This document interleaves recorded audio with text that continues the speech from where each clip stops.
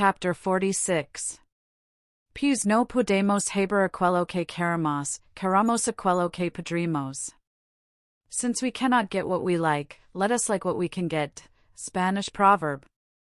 While Lydgate, safely married and with the hospital under his command, felt himself struggling for medical reform against Middlemarch, Middlemarch was becoming more and more conscious of the national struggle for another kind of reform. By the time that Lord John Russell's measure was being debated in the House of Commons, there was a new political animation in Middlemarch, and a new definition of parties which might show a decided change of balance if a new election came. And there were some who already predicted this event, declaring that a reform bill would never be carried by the actual Parliament. This was what Ladislaw dwelt on to Mr. Brooke as a reason for congratulation that he had not yet tried his strength at the hustings. "Things will grow and ripen as if it were a comet year," said Will. "The public temper will soon get to a cometary heat, now the question of reform has set in. There is likely to be another election before long, and by that time Middlemarch will have got more ideas into its head. What we have to work at now is the pioneer and political meetings." "Quite right, Ladislaw, we shall make a new thing of opinion here," said Mr. Brooke. "Only I want to keep myself independent about reform, you know, I don't want to go too far. I want to take up Wilberforce's and Romilly's line, you know, and work at Negro emancipation, criminal law, that kind of thing. But of course I should support Grey. If you go in for the principle of reform, you must be prepared to take what the situation offers," said Will. "If everybody pulled for his own bit against everybody else, the whole question would go to tatters." Yes, I agree with you, I quite take that point of view. I should put it in that light. I should support Grey, you know. But I don't want to change the balance of the Constitution, and I don't think Grey would. But that is what the country wants," said Will. "Else there would be no meaning in political unions or any other movement that knows what it's about. It wants to have a House of Commons which is not weighted with nominees of the landed class, but with representatives of the other interests. And as to contending for a reform short of that, it is like asking for a bit of an avalanche which has already begun to thunder." "That is fine, Ladislaw, that is the way to put it. Write that down, now. We must begin to get documents about the feeling of the country, as well as the machine breaking and general distress." "As to documents," said Will, "a 2-inch card will hold plenty. A few rows of figures are enough to deduce misery from, and a few more will show the rate at which the political determination of the people is growing." "Good, draw that out a little more at length, Ladislaw. That is an idea, now, write it out in the Pioneer. Put the figures and deduce the misery, you know, and put the other figures and deduce, and so on. You have a way of putting things. Burke, now, when I think of Burke, I can't help wishing somebody had a pocket-borough to give you, Ladislaw. You'd never get elected, you know. And we shall always want talent in the House, reform as we will, we shall always want talent. That avalanche and the thunder, now, was really a little like Burke. I want that sort of thing, not ideas, you know, but a way of putting them." "Pocket-boroughs would be a fine thing," said Ladislaw, "if they were always in the right pocket, and there were always a Burke at hand." Will was not displeased with that complimentary comparison, even from Mr. Brooke, for it is a little too trying to human flesh to be conscious of expressing oneself better than others and never to have it noticed, and in the general dearth of admiration for the right thing, even a chance spray of applause falling exactly in time is rather fortifying. Will felt that his literary refinements were usually beyond the limits of Middlemarch perception. Nevertheless, he was beginning thoroughly to like the work of which when he began he had said to himself rather languidly, "Why not?" And he studied the political situation with as ardent an interest as he had ever given to poetic metres or medievalism. It is undeniable that, but for the desire to be where Dorothea was, and perhaps the one of knowing what else to do, Will would not at this time have been meditating on the needs of the English people or criticizing English statesmanship. He would probably have been rambling in Italy, sketching plans for several dramas, trying prose and finding it too jejune, trying verse and finding it too artificial. beginning to copy bits from old pictures, leaving off because they were no good, and observing that, after all, self-culture was the principal point, while in politics he would have been sympathizing warmly with liberty and progress in general. Our sense of duty must often wait for some work which shall take the place of dilettantism and make us feel that the quality of our action is not a matter of indifference. Ladislaw had now accepted his bit of work, though it was not that indeterminate loftiest thing which he had once dreamed of as alone worthy of continuous effort. His nature warmed easily in the presence of subjects which were visibly mixed with life and action, and the easily stirred rebellion in him helped the glow of public spirit. In spite of Mr. Casaubon and the banishment from Lowick, he was rather happy, getting a great deal of fresh knowledge in a vivid way and for practical purposes, and making the Pioneer celebrated as far as Brassing. Never mind the smallness of the area, the writing was not worse than much that reaches the four corners of the earth. Mr. Brooke was occasionally irritating, but Will's impatience was relieved by the division of his time between visits to the Grange and retreats to his Middlemarch lodgings, which gave variety to his life. "Shift the pegs a little," he said to himself, "and Mr. Brooke might be in the cabinet, while I was under secretary. That is the common order of things, the little waves make the large ones and are of the same pattern.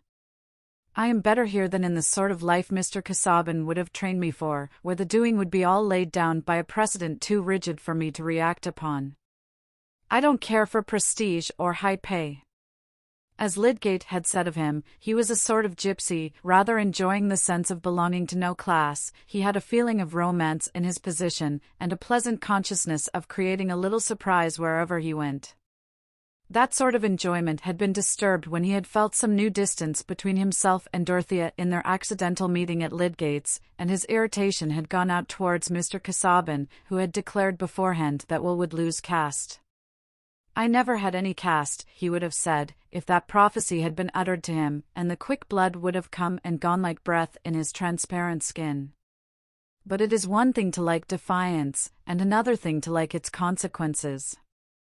Meanwhile, the town opinion about the new editor of the Pioneer was tending to confirm Mr. Casaubon's view.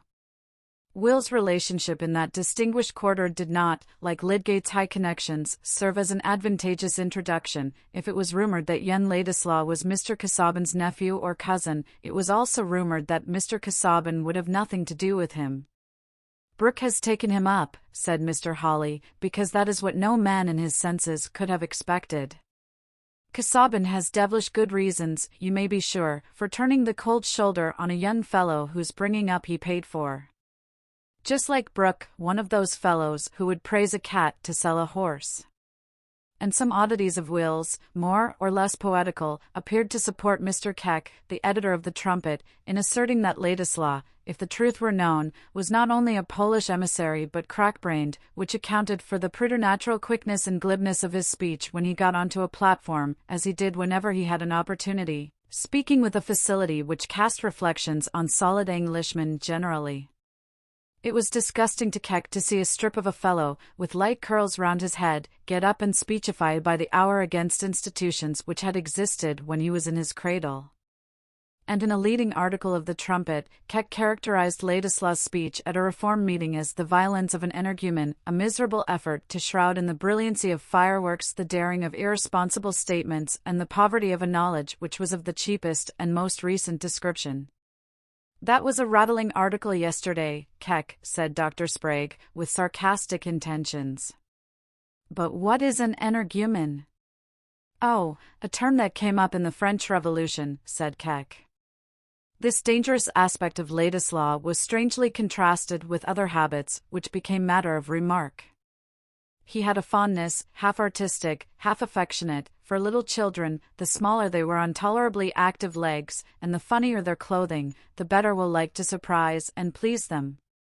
We know that in Rome he was given to ramble about among the poor people, and the taste did not quit him in Middlemarch. He had somehow picked up a troop of droll children, little hatless boys with their galligaskins much worn and scant shirting to hang out, little girls who tossed their hair out of their eyes to look at him, and guardian brothers at the mature age of 7. This troop he had led out on gypsy excursions to Halselwood at nutting time, and since the cold weather had set in he had taken them on a clear day to gather sticks for a bonfire in the hollow of a hillside, where he drew out a small feast of gingerbread for them, and improvised a Punch and Judy drama with some private homemade puppets. Here was one oddity. Another was, that in houses where he got friendly, he was given to stretch himself at full length on the rug while he talked, and was apt to be discovered in this attitude by occasional callers for whom such an irregularity was likely to confirm the notions of his dangerously mixed blood and general laxity. But Will's articles and speeches naturally recommended him in families which the new strictness of party division had marked off on the side of reform.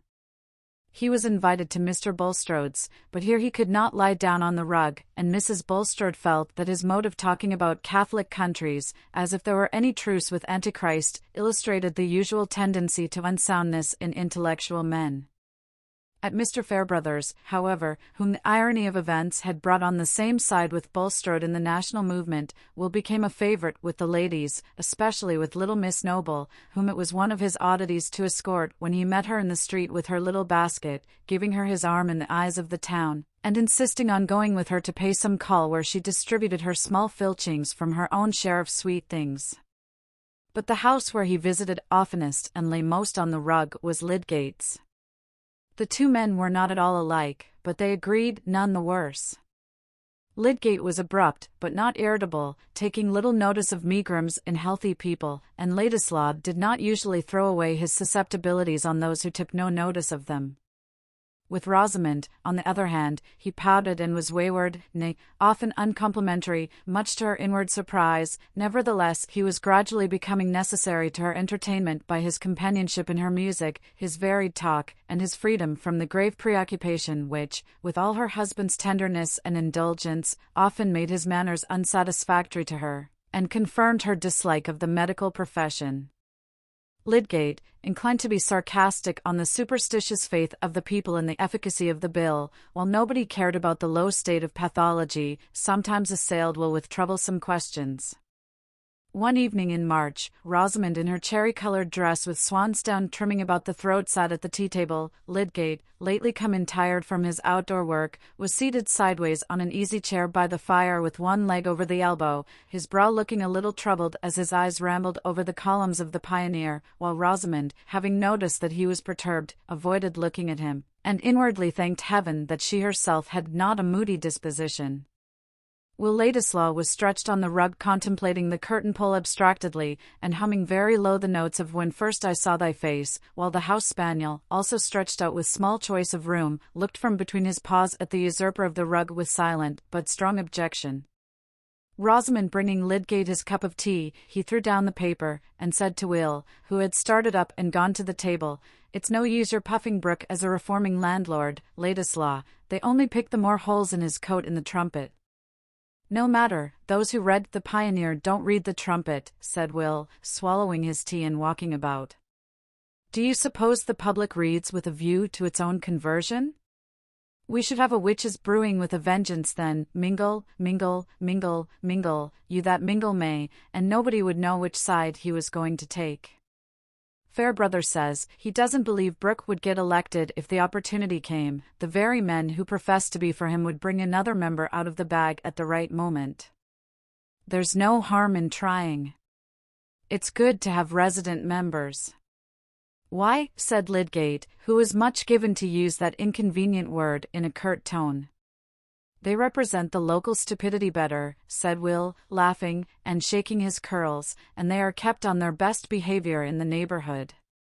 Brooke is not a bad fellow, but he has done some good things on his estate that he never would have done but for this parliamentary bite." "He's not fitted to be a public man," said Lydgate, with contemptuous decision. "He would disappoint everybody who counted on him, I can see that at the hospital. Only, their Bulstrode holds the reins and drives him." "That depends on how you fix your standard of public men," said Will. "He's good enough for the occasion. When the people have made up their mind, as they are making it up now, they don't want a man, they only want a vote. That is the way with you political writers, Ladislaw, crying up a measure as if it were a universal cure, and crying up men who are a part of the very disease that wants curing. Why not? Men may help to cure themselves off the face of the land without knowing it, said Will, who could find reasons impromptu, when he had not thought of a question beforehand. That is no excuse for encouraging the superstitious exaggeration of hopes about this particular measure, helping the cry to swallow it whole, and to send up voting popinjays who are good for nothing but to carry it. You go against rottenness, and there is nothing more thoroughly rotten than making people believe that society can be cured by a political hocus-pocus. That's very fine, my dear fellow. But your cure must begin somewhere, and put it that 1,000 things which debase a population can never be reformed without this particular reform to begin with. Look what Stanley said the other day, that the House had been tinkering long enough at small questions of bribery, inquiring whether this or that voter has had a guinea when everybody knows that the seats have been sold wholesale. Wait for wisdom and conscience in public agents, fiddlestick. The only conscience we can trust to is the massive sense of wrong in a class, and the best wisdom that will work is the wisdom of balancing claims. That's my text. Which side is injured? I support the man who supports their claims, not the virtuous upholder of the wrong. That general talk about a particular case is mere question-begging, Ladislaw. When I say, I go in for the dose that cures, it doesn't follow that I go in for opium in a given case of gout. I am not begging the question we are upon, whether we are to try for nothing till we find immaculate men to work with. Should you go on that plan? If there were one man who would carry you a medical reform and another who would oppose it, should you inquire which had the better motives, or even the better brains? Oh, of course, said Lydgate, seeing himself checkmated by a move which he had often used himself. If one did not work with such men as are at hand, things must come to a deadlock. Suppose the worst opinion in the town about Bulstrode were a true one, that would not make it less true that he has the sense and the resolution to do what I think ought to be done in the matters I know and care most about, but that is the only ground on which I go with him, Lydgate added rather proudly, bearing in mind Mr. Fairbrother's remarks. He is nothing to me otherwise. I would not cry him up on any personal ground, I would keep clear of that. Do you mean that I cry up Brooke on any personal ground? Said Will Ladislaw, nettled, and turning sharp round.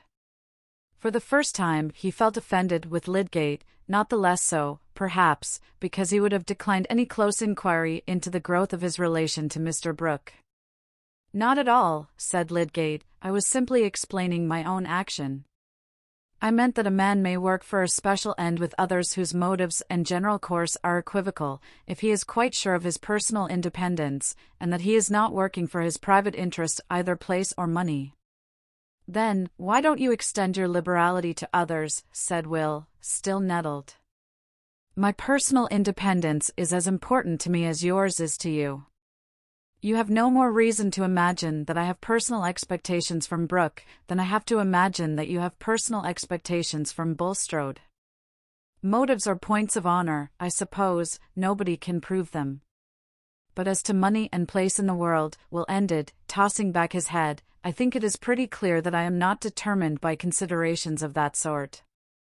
You quite mistake me, Ladislaw, said Lydgate, surprised. He had been preoccupied with his own vindication, and had been blind to what Ladislaw might infer on his own account. I beg your pardon for unintentionally annoying you. In fact, I should rather attribute to you a romantic disregard of your own worldly interests. On the political question, I referred simply to intellectual bias. How very unpleasant you both are this evening, said Rosamond. I cannot conceive why money should have been referred to. Politics and medicine are sufficiently disagreeable to quarrel upon. You can both of you go on quarreling with all the world and with each other on those two topics. Rosamond looked mildly neutral as she said this, rising to ring the bell, and then crossing to her work-table. Poor Rosie, said Lydgate, putting out his hand to her as she was passing him. Disputation is not amusing to cherubs. Have some music. Ask Ladislaw to sing with you. When Will was gone, Rosamond said to her husband, What put you out of temper this evening, Tertius? Me? It was Ladislaw who was out of temper. He is like a bit of tinder.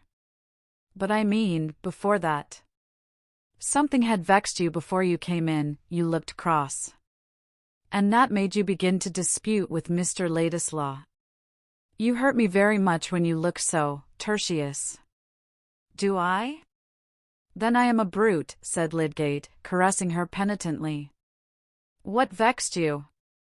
Oh, outdoor things, business. It was really a letter insisting on the payment of a bill for furniture. But Rosamond was expecting to have a baby, and Lydgate wished to save her from any perturbation.